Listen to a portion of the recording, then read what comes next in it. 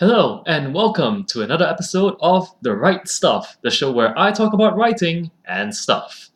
On today's episode, I'll be talking about stories that are honest about themselves, as seen in Disney.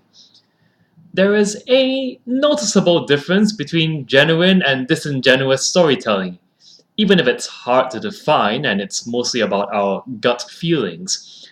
Basically, it's whether a story feels like it can stand on its own or if it's just obvious pandering to a particular trend or idea. We may have subjective tastes and values, but I think there's something we can agree on. We can tell if a film is speaking to us or at us. We can tell if a film is comfortable in its own skin or trying too hard to be something it's not. And to do that, I think I'll illustrate it with one of my favorite Disney films. It initially started as a conventional adventure and was drastically reinvented from the ground up as something else entirely. That decision was the greatest thing to ever happen in its existence, making it a beloved film to many for just being absolutely awesome. Frozen? You thought I was talking about Frozen? Ha! Nah, I'm gonna be talking about a movie I actually like.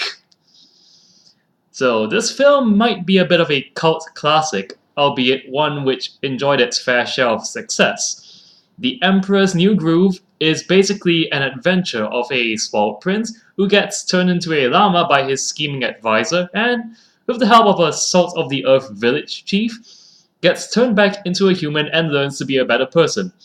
So far, so standard for a Disney summary.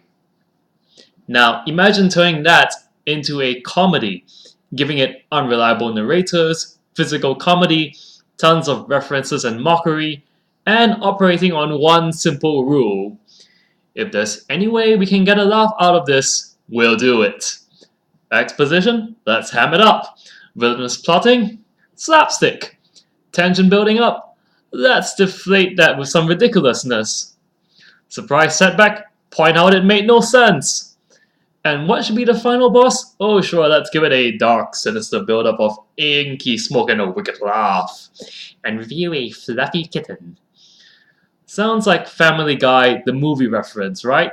A cheap, gimmicky parody, the sort which hardly has an ounce of originality beyond saying, "Hey, you remember that thing? Boy, that was a stupid thing, huh? Wink!" The Emperor's New Groove, however, is more than a parody of a genre. It's an actual story. Although it is tongue in cheek and delights in its silliness, it stands on its own 2 feet. So, what's the standard by which I reach this conclusion? Well, let's start with the writing. Although this movie lives and breathes comedy, it doesn't ignore the shared qualities of good storytelling, but instead takes the writing seriously. It has a functioning plot that is paced well, characters that are fleshed out and interesting, and genuine emotion and excitements that fit in naturally. Behind the laughs, the sarcasm, and the slapstick, you'll find real feelings, love for family, self absorption, burning resentment, and so forth. These characters are treated with truth and dignity, with motivations and stakes that matter to them. Cusco's becoming human again, Pacha saving his village, and Yzma plotting to get the power she craves, instead of knowing winks at the audience every 30 seconds. And it is, in fact, because they have paced these elements perfectly that none of them compete with each other. You don't get the feeling that a funny interruption is forced or that an emotional moment is not a token attempt at storytelling. Each moment is given space to breathe, and in that space, they can visit each other as freely as old friends. The parody, on the other hand, doesn't have characters. It has cutouts for the writer's criticism. It doesn't have a plot. It has the source material, tweaked to showcase what it's tearing down or building up. It doesn't have pacing. It has a fanatical rush to tell us more of the same thing. And this may sound like an indictment of cheap movie references, but I assure you it also applies to serious fiction too. Think of the most pretentious, preachy story you remember and try applying what I've mentioned at the start of that sentence. So let's see, that's honesty on the serious side, but what about comedy, the lifeblood of this movie? What is it about its comedy that comes across as genuine over other parodies? After all, I imagine some of you are rhetorically asking, can comedy be a good thing if I'm so down on parodies? First off, fair question. I welcome healthy, constructive discussion. Well, although a sense of humor is a subjective thing, there is one truth about The Emperor's New Groove. It's comfortable in its own skin. Whatever you think of the comedy, which I feel is brilliant, it never apologizes for its goofy gags or sharply funny dialogue, nor for the references it makes. It's keenly aware of them and takes its cue from that. But that cue is not meant for the sake of getting the biggest laughs, but for what would work best for the story. And because of that, it retains a consistent mood throughout.